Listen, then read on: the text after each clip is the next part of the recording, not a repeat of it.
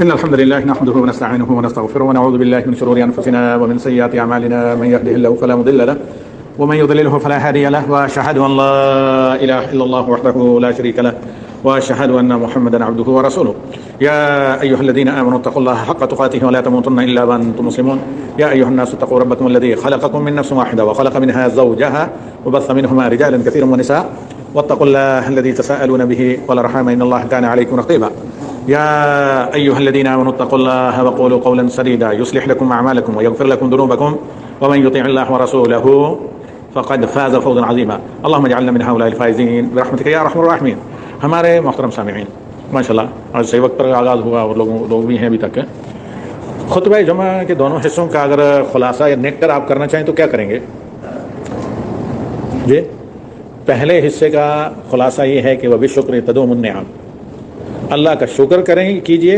وہ شکر جو ایک عام لوگ سمجھتے ہیں الحمدللہ شکر زبان سے، یہ منافقین شاید راسخ العقیدہ مسلمانوں سے زیادہ کرتے ہیں. یہ نہیں، حقیقی شکر یہ ہوتا ہے کہ اللہ کی ماننا، جائز ناجائز، حلال حرام، اور کرنے نہ کرنے، اور اللہ نے جو فرض کیا وہ جو فرض کیا اس کے کرنے میں، جس سے منع کیا اس سے باز رہنے میں، یہ شکر ہے. پہلے حصے کا ٹاپک یہ تھا کہ آپ شکر کیجئے. آپ پر جو بھی اللہ تعالیٰ کی نعمتیں ہیں، وہ ایمان کی ہو چاہے جان کی ہو، امن کی ہو چاہے امان کی ہو، اسلام کی ہو چاہے سلامتی کی ہو، دین کی ہو یا دنیا کی ہو، وہ ساری نعمتیں دن بدن ترقی کریں گی. اور اگر نہ شکری کریں گے، کفر اسی کو کہتے ہیں، کفران. کفار کو کفار اس لیے کہتے ہیں کہ اللہ کے بھیجے ہوئے آخری نبی اور اللہ کے پسندیدہ دین جو اللہ نے چنا ہے بنی نوع انسان کے لیے، دین اسلام، اور اللہ کی آخری کتاب کو نہیں مانتے. یہ چونکہ سب سے بڑی نعمت ہے، اس کا نہ ماننا نہ شکریہ لہذا ان کو کفار کہا جاتا ہے، یعنی پرلے درجے کے نہ شکر گزار. تو خطبے کا پہلا حصہ یہ تھا کہ اگر آپ چاہتے ہیں کہ اللہ نے جو آپ کو نعمتیں دی ہیں ان کا تعلق ایمان سے ہو یا جان سے ہو یا امن سے ہو یا امان سے ہو یا رزق سے ہو یا آپ کی آمدنی سے ہو یا یہ ہے کہ اطمینان و سکون سے ہو، یہ ساری نعمتیں اللہ کی تبھی روز افزوں بڑھتی ہیں اور باقی رہتی ہیں جب ہم اور آپ اللہ کا شکر ادا کریں.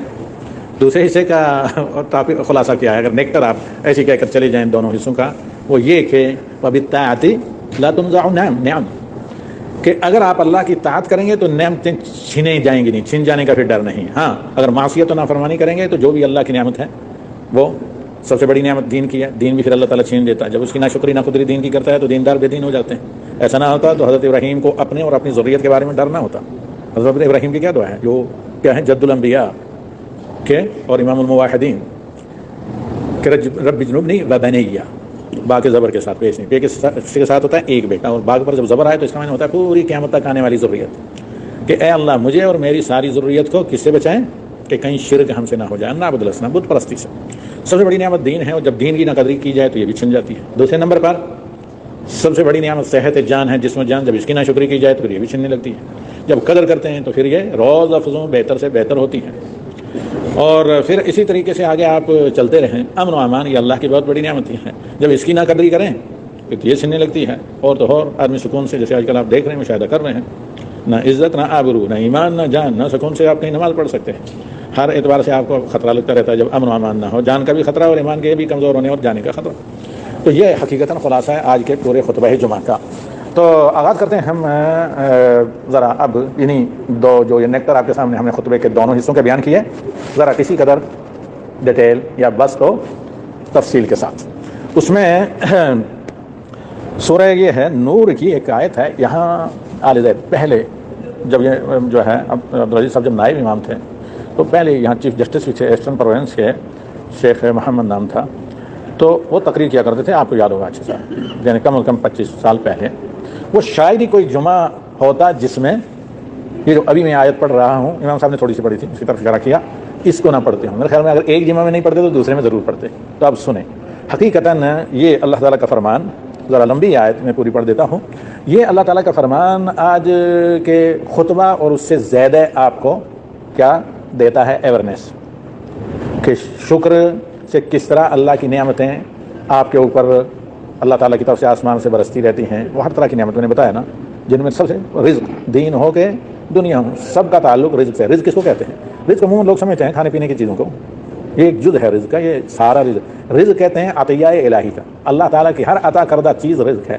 آپ کو ایمان ملے وہ بھی رزق ہے، صحت جان ملے وہ بھی رزق ہے، آپ کو علم و عرفان ملے وہ بھی رزق ہے، آپ کو قوت بیان اللہ تعالیٰ نے اور گویائی عطا کی ہے وہ بھی رزق ہے، آپ کی بیوی بچے ہیں، عیال ہے وہ بھی رزق ہے، اور آپ غرض ہے every needs every human requirement جو دنیا میں انسانی فطرت سلیمہ پہ رہ کر، فطرت سے باغی ہو کر نہیں، منحرفین کی میں نہیں بات کرتا ہوں، جو عقل سلیم، قلب سلیم، جسم سلیم، فکر سلیم رکھتے ہیں جو لوگ، فطرت سلیمہ، اور اسلام دین فطرت ہے، اور فطرت کے لیے ہر مفید چیز کو یہ حلال قرار دیتا ہے، ہر طیب چیز کو حلال قرار دیتا ہے، ہر خبیث چیز کو حرام قرار دیتا ہے، یحل لهم الطیبات ویحرم علیہم الخبائث۔ یہ نبی صلی اللہ علیہ وسلم کا خلاصہ ہے مشن کا، نبی صلی اللہ علیہ وسلم کی رسالت، اور جو مقصد تھا نبی صلی اللہ علیہ وسلم کی رسالت کا، اس کا خلاصہ ہے کہ ہر پاکیزہ چیز کو نبی حلال کرتے ہیں اور ہر خبیث چیز کو حرام قرار دیتے ہیں۔ اسی کی طرح سگریٹ، تمباکو نوشی وغیرہ وغیرہ وغیرہ تو کیا ہے وہ حرام قرار دیتی ہے۔ کل ہی کا واقعہ ہے، میں نے یہ کہیں اور بھی بیان کیا ہوگا، ایک رشن مجھ سے ملا، کہیں اس کو سزا ہوئی الگ، تو مجھے کہتا ہے کہ میں ڈبل ایم اے ہوں، کس میں؟ اس میں یہ نیویگیشن میں، اور نیویگیشن کے بعد آرکیٹیکٹ انجینئرنگ جو جہازوں کی ہوتی ہے، سمندری جہازوں کی، یہ بہت سی خوبیاں بتائی۔ تو پھر مجھے کیوں مطلب سزا دی گئی؟ تو میں نے کہا کیا ہوا؟ کہا کہ میں جہاز کو لے کر جارجیا پورٹ سے آ رہا تھا، یا وہ کیا زورمبرگ جو روسی وہ ہے بندرگاہ، تو وہاں میں نے صرف نصف کلو تمباکو لیا تھا، اس میں پتہ نہیں کیا آ گیا۔ تو میں نے کہا یہی پرابلم یہی مسلم، یہی جو ہے مشکل ہے جس نے تمہاری ساری تعلیمی ڈگریوں کو اس سائڈ پر رکھ کر تمہیں یہاں پریشان کر دیا۔ تو پھر مجھے کہتا ہے کہ رشن میں مجھے قرآن چاہیے، پھر کہتا ہے کہ نہیں، یعنی مجھے 2-3 پارے لا کر دیتے ہیں، مجھے 29 بھی نہیں، مجھے پورے 13 چاہیے۔ تو وہی رات جانا سے میں شاید بعض لوگوں نے دیکھا، میں پھر وہ لا کر رکھا کہ بھائی اس تک پہنچایا جائے۔ اینی غرض اللہ کے نبی صلی اللہ علیہ وسلم کی بڑی صفت ہے کیا؟ یحل لهم الطیبات ویحرم علیہم الخبائث، پاکیزہ چیزیں نبی صلی اللہ علیہ وسلم حلال کرتے ہیں اور خبیث چیزوں کو حرام قرار دیتے ہیں۔ تو رزق کا جب ہم مطلب لیتے ہیں کہ ہر وہ چیز رزق ہے، دو طرح ہے، حلال اور حرام۔ اللہ نے آپ کو پیدا کر کے آپ کے سامنے دونوں چیزیں رکھی ہیں کہ آپ کو اللہ نے امتحان کے لیے صلاحیت دی کہ آپ شکر کر سکتے ہیں اور میری مدد شامل حال رہے گی، اور نہ شکری بھی کر سکتے ہیں لیکن اس کی یہ سزا ہے، نہ شکری مجھے ناپسند ہے لیکن شیطان تمہیں گھسیٹے گا نہ شکری کی طرف، تو شیطان کی نہ مان بلکہ رحمان کی مان، اور یہی ہے شکر اور اعتراف ہے احسان، فہل جزاء الاحسان الا الاحسان۔ آئیے آگے آتے ہیں سورہ نور کی آیت نمبر، ہاں جی کس کو یاد ہے؟ پڑھیے بھائی، امام نے پوری خطبے کی جان یہی آیت تھی، آیت نمبر 58 نمبر ہے سورہ النور کی۔ تو اللہ رب العالمین کا فرمان ہے، ہم اعوذ باللہ کے بعد پڑھتے ہیں، اعوذ باللہ من الشیطان الرجیم، یا ایھا الذین آمنوا لیستأذنکم الذین، آگے اللہ رب العالمین نے اس کا ذکر کیا، پھر آگے رب العالمین آگے اس میں کہتا ہے کہ اس کا استعداد استئذان سے تعلق ہے، وہ اس میں ان آیت میں اللہ تعالیٰ کہتا ہے کہ وعد اللہ الذین آمنوا، یہ سورہ نور کی نہیں، معاف کریں ابھی بعد میں بتاتا ہوں کس سورت کی ہے، وعد اللہ الذین آمنوا منکم، کہ اللہ تعالیٰ نے تم میں سے ان لوگوں کے ساتھ وعدہ کیا ہے جو کیا تم میں سے ایمان لے آئے، اور کیا کیا کہ اللہ تعالیٰ کے شکر گزار بندے بنے، وعد اللہ الذین آمنوا منکم لیستخلفنکم کما استخلف الذین من قبلکم، اللہ تعالیٰ تمہیں اس دین کی حکومت، سرداری، اس زمین کی خلافت ویسی عطا کرے گا جیسے تم سے پہلے نیک اور صالح لوگوں کو عطا کی، زمین کے خزانے بھی تمہارے لیے کھول دے گا، آسمان سے رحمتیں تم پر برسیں گی۔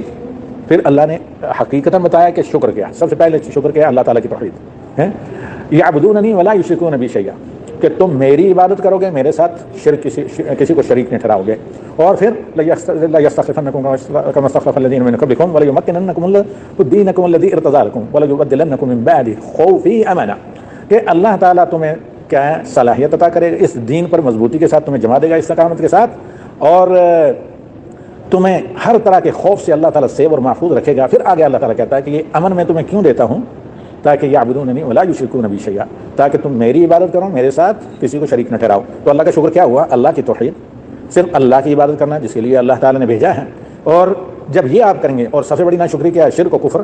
جب مختصر یہ کہ ہم کلمہ توحید کیا پڑھتے ہیں؟ لا الہ الا اللہ محمد رسول اللہ، شرک لا الہ الا اللہ کے منافی ہے، اور بدعت محمد رسول صلی اللہ علیہ وسلم جو ہم پڑھتے ہیں، شہادت دیتے ہیں، شہادتین کے منافی، پہلے حصے کے منافی کیا ہے؟ شرک، دوسرے حصے کے منافی بدعت۔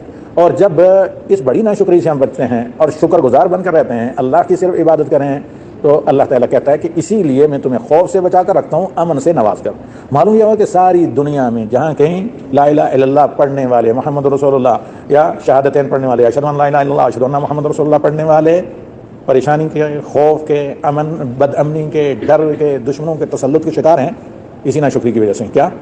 یا تو شرک آپ دیکھیں گے کسی نہ کسی شکل میں موجود ہے، اور یا یہ ہے کہ توحید میں نقص ہے، جو کہ دین کا پہلا رکن ہے، ایمان میں بھی اسلام میں بھی۔ کیا؟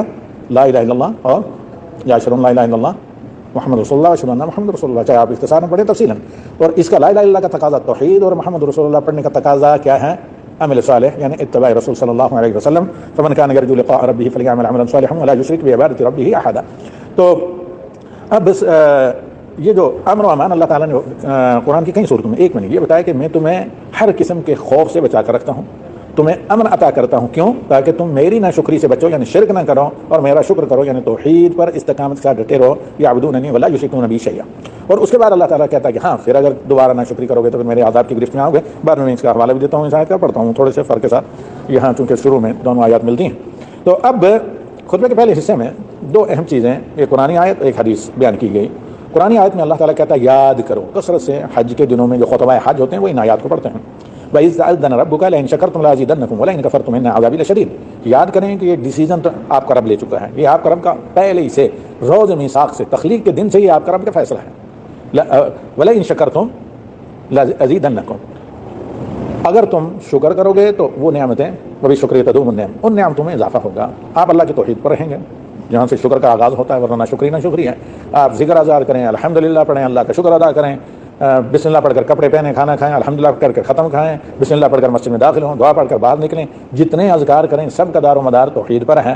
جس طرح آپ کی ساری نماز کے بعد والی عبادتوں کا دار و مدار توحید و اتباع نماز پر ہے، ورنہ کوئی کارآمد نہیں ہوتی، کوئی عبادت حج عمرہ اگر آدمی بے نمازی ہے. تو سب طرح کے شکر کا دار و مدار توحید و اتباع رسول پر ہے. جب ایسا کرتے ہیں تو پھر یہ ساری مسلم دنیا میں آپ جو دیکھ رہے ہیں، گھبراہٹ اور خوف اور ایک قسم کا یعنی بے چینی کی، بے سکونی کی زندگی، اس کا نتیجہ یہ ہے ناشکری. اور ایک کس صورت میں ہے؟ اللہ کی توحید کا کلمہ کو مسلمان ہونے کے باوجود، توحید کا دعویٰ کرنے کے باوجود کیا کرنا؟ توحید کو پہچاننا ہی نہیں، توحید کے منافی کام کرنا، اور نبی صلی اللہ علیہ وسلم کے اتباع کے دعوے کے باوجود بدعات اور خرافات میں مبتلا ہونا. اب شکر کا کیا ہوتا ہے کہ شکر سے نعمتیں چھنتی نہیں ہیں، شکر سے نعمتوں میں پائیداری ہوتی ہے. جیسے بقائی نے مشہور، کبھی میں نے درس تفسیر میں کہا تھا، اپنی تفسیر میں کہا ہے، اور اسی طریقے سے سعدی رحمہ اللہ نے اور سعود بغوی وغیرہ نے، کہ جب آپ شکر کرتے ہیں تو یہ شکر کیا ہے؟ باندھ ہے. آپ کو جو اللہ نے نعمتیں عطا کی ہیں ان کو سیو رکھنے کے لیے، ان کے بچاؤ کے لیے یہ ایک قلعے کی دیوار ہے شکر. اور پھر جو نعمتیں آپ کے پاس نہیں وہ کشاں آتی ہیں. پہلے سے موجود نعمتیں شکر سے محفوظ رہتی ہیں، جو نہیں ہیں جن کی آپ کو ضرورت ہے وہ پھر کشاں جس قدر آپ شکر کرتے رہیں وہ نعمتیں آپ کے پاس آتی ہیں. نہ شکری سے جو آنے والی ہوتی ہیں وہ تو دور بھاگ جاتی ہیں، اور جو آپ کے پاس موجود ہیں وہ بھی ادھر ادھر نہ شکری کے بلوں اور سوراخوں سے نکلنے رکھتی ہیں، اس مطلب غیر محفوظ جو قلعہ ہے اس کے اندر سے. تو لہذا شکر کیجئے. اللہ کے نبی صلی اللہ علیہ وسلم کی سیرت کا واقعہ شروعی خطبے میں بیان کیا گیا کہ اللہ کے نبی صلی اللہ علیہ وسلم کو جب رات میں لمبے سجدے، لمبے قیام، لمبا رکوع کرتے دیکھا اور سجدے میں روتے دیکھا تو حضرت عائشہ نے کہا کہ یا رسول اللہ، کیا اللہ تعالیٰ نے آپ کے سارے گناہ لقد غفرک اللہ ما تقدم من ذنبک وما تأخر، جو تو پہلے ہوئے کچھ گناہ وہ تو اللہ نے معافی کر دیا، آئندہ بھی اگر کوئی ہونے کا امکان ہو تو وہ بھی اللہ تعالیٰ نے معاف کیے جانے کی سرٹیفکیٹ آپ کو دے دی ہے، آپ فری ہیں.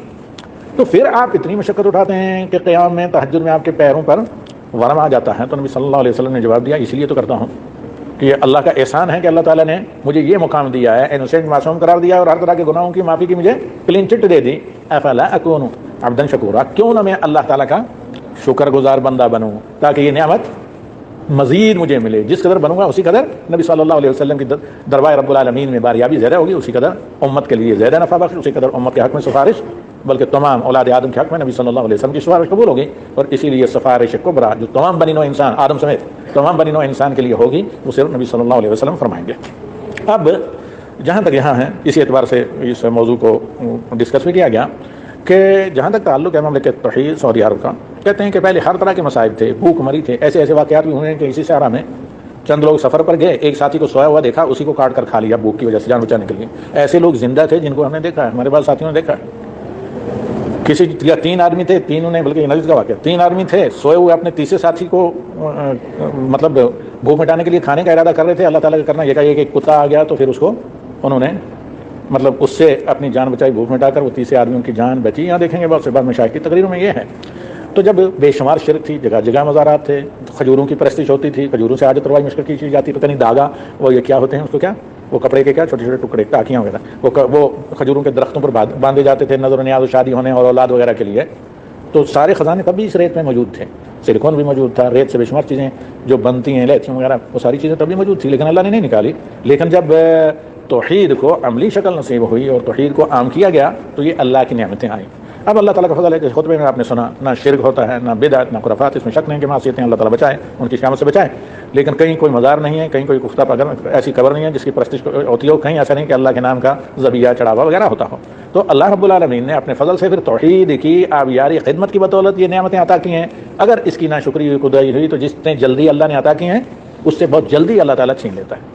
گزشتہ ہفتہ دیکھا آپ نے لیبیا اور اس کو موراکو کو، ہر محلے میں جہاں جہاں پورا شہر ملیا میٹ ہو گیا، مسجدیں بچی، مسجدوں کے مینار بچے اور مسجدیں پوری بچی سے اور کوئی چیز بچی نہیں وہاں۔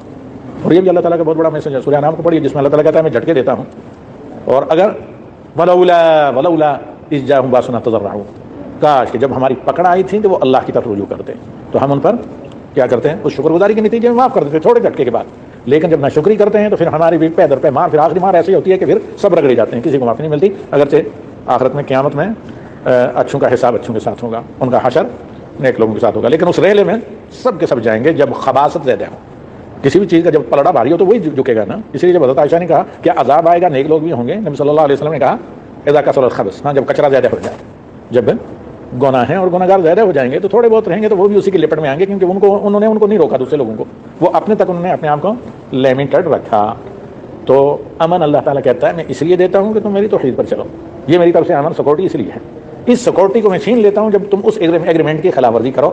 لإيلاف قريش إيلافهم رحلة الشتاء والصيف فليعبدوا رب هذا البيت الذي أطعمهم من جوع وآمنهم من خوف فليعبدوا رب هذا البيت۔ اس بیت اللہ کے نہیں کسی کو یہ خدشہ نہ ہوگا، تو اللہ ایک سائن ہے بس، ڈائریکشن قبلہ، تو اس بیت اللہ کے رب کی عبادت کریں۔ فليعبدوا رب هذا البيت الذي أطعمهم من جوع، سارے لوگ بھوکے، جانوروں بھیڑیوں کتے بلوں کو کھا لیتے ہیں، تمہیں دنیا کے بہترین رزق اور میوہ جات میسر ہوتے رہے اس وقت سے جب سے حضرت ابراہیم نے کعبہ کی بنیاد کی، تیسری بنیاد، اور اب تک بھی اور قیامت تک۔ فلیعبدوا رب هذا البيت الذي اطعمهم من جوع، جس نے ساری دنیا میں بھوک کے باوجود تمہیں ہمیشہ رزق دیا، وآمنهم من خوف، ساری دنیا میں بد امنی ہونے کے باوجود تم نے امن و سلامتی کے ساتھ رکھا۔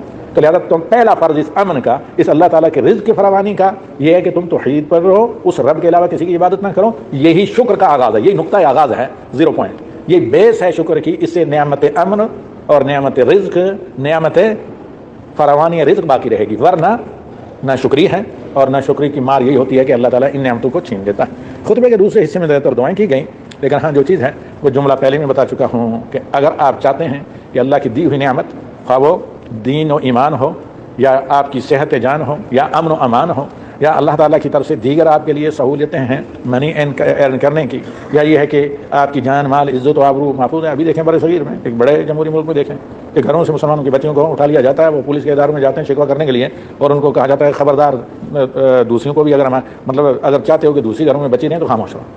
یہ حال ہے کہ نہیں آج کل روز مرہ مشاہدہ کرتے ہیں۔ تو اس کا سب سے بڑا پہلا علاج ہے کسی کے ساتھ سے بھیک مانگنے سے زیادہ ہے کہ آدمی اس ٹریک پر آئے، استقامت کے اوپر واپس آئے، جس کا آغاز توحید اور اتباع رسول صلی اللہ علیہ وسلم سے ہوتے ہیں۔ تو خطبہ کا دوسرا حصہ کا میں پیغام یہی تھا، آپ چاہتے ہیں کہ اللہ کی نعمتیں پرماننٹ کنٹینیو رہیں تو پھر اللہ کی اطاعت کریں، اللہ کی اطاعت کریں۔ اللہ کی اطاعت سے نعمتیں باقی رہتی ہیں، اور اللہ کی نافرمانی اور معصیت اور گناہوں کے سبب نعمتیں چھنتی جاتی ہیں۔ اگر تھوڑا کہیں بھی کسی بھی اس زندگی کے موڑ پر آدمی باز آ جائے، صبح کا بھولا رات کو واپس آ جائے، تو اللہ تعالیٰ وہیں روک کر معاف کر دیتا ہے، اور پھر بڑی تباہی بیڑا غرق ہونے سے بچا دیتا ہے، ورنہ پھر اس بیڑے غرق ہونے سے کوئی نہیں بچا سکتا الا یہ کہ اللہ کا رحم آ جائے یا اللہ توفیق دے دے پٹری پر آنے، صراط المستقیم کے ساتھ استقامت کے ساتھ چل کر اللہ اپنا شکر کرنے کی۔ ربی اوزعنی ان اشکر نعمتک التی انعمت علی وعلی والدی وانا علی صالح ترضى واصلح لي في ذريتي اني تبت اليك واني من المسلمين۔ ربي اوزعنی ان اشکر نعمتک التی انعمت علی وعلی والدی وادخلني برحمتك في عبادك الصالحين ان ولي الله الذي نزل الكتاب وهو يتولى الصالحين۔ صلی اللہ علی النبی والحمد للہ رب العالمین۔ السلام علیکم ورحمۃ اللہ وبرکاتہ۔